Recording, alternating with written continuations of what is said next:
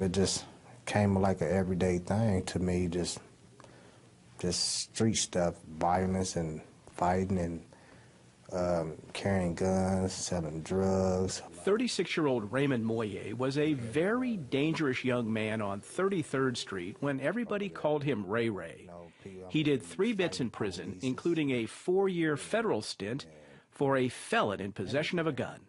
Now, I done seen people get shot, fighting.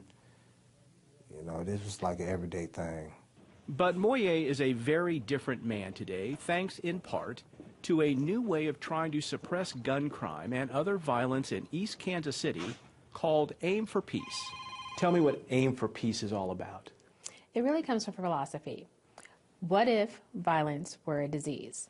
And if it were a disease, how would we go about addressing it? Tracy Cole is executive director, started 5 years ago and run through the Kansas City, Missouri Health Department.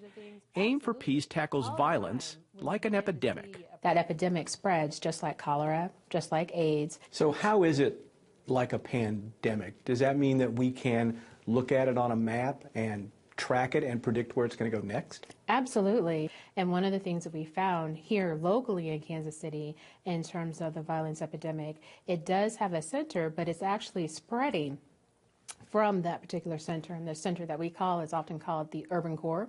Somebody gets shot. What more of a disease can impact that family than a heart attack could? Can a heart attack affect that family just as much?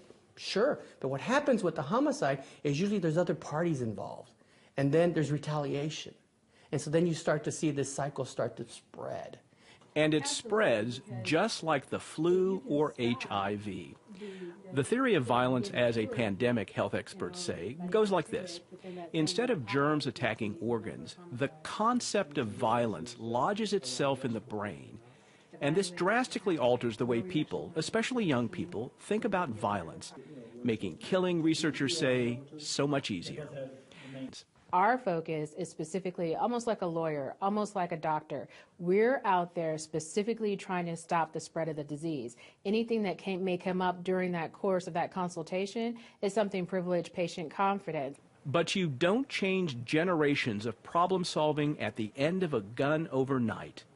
It took years of work by Aim for Peace to change Raymond Moye from a gun-toting criminal destined to become a gang leader into the man you see right here.